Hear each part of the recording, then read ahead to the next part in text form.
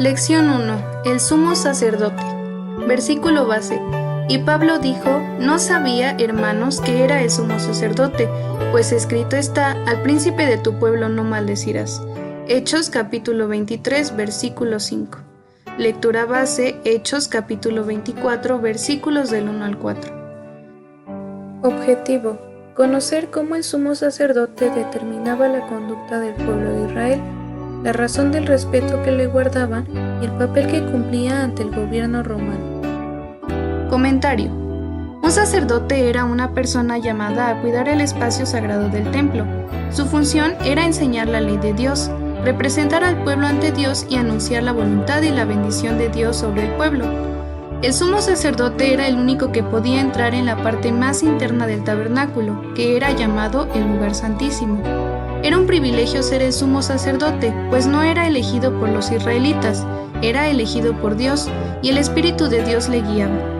Los sacerdotes procuraban estar libres del pecado. Su vivir, sus actos y obras debían ser apegados estrictamente a la voluntad de Dios, y enseñaban al pueblo a diferenciar lo santo de lo profano, y ofrecía sacrificios para el perdón de los pecados.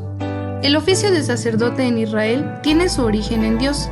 Las Sagradas Escrituras mencionan que Melquisedec era sacerdote del Dios Altísimo.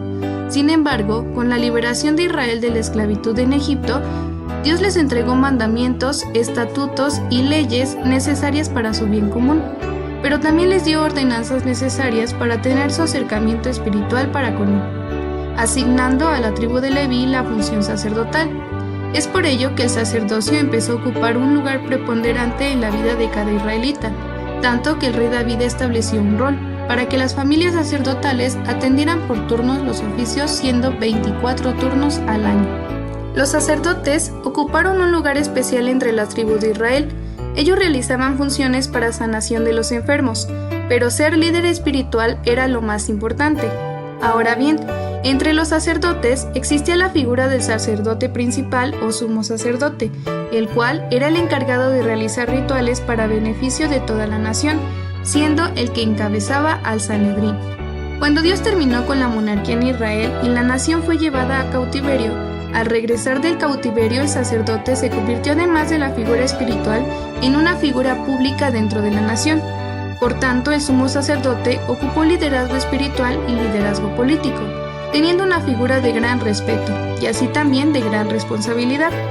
Sin embargo, cuando Israel fue parte del imperio de las provincias romanas, el sumo sacerdote dejó de ser la principal figura en el poder político, aunque seguía siendo un referente de autoridad espiritual y política. El sumo sacerdote, siendo un referente en la opinión pública de Israel, tenía el poder de mover a las personas para bien o para mal, debido a la influencia que tenía la religión en el pueblo judío, que seguía recurriendo a él, por lo que el Imperio Romano vio un aliado en el sumo sacerdote para sus propósitos de dominio en la región de Judea. La alianza entre Roma y el sumo sacerdote llevó a la nación israelita a vivir sometidos al Imperio Romano y a cumplir con sus obligaciones espirituales. Aunque ha concluido la sucesión sacerdotal, la Iglesia no está sin sacerdote, pues desde que nuestro Señor Jesús murió y resucitó, es el sumo sacerdote y eterno en la casa de Dios.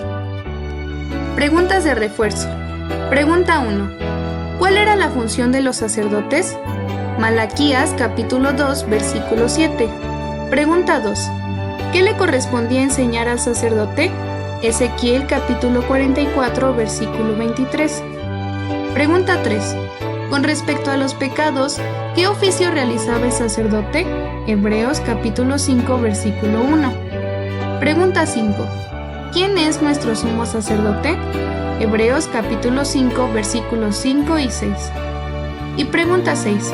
De acuerdo al comentario, aunque Roma gobernaba, ¿por qué era tan influyente el sumo sacerdote?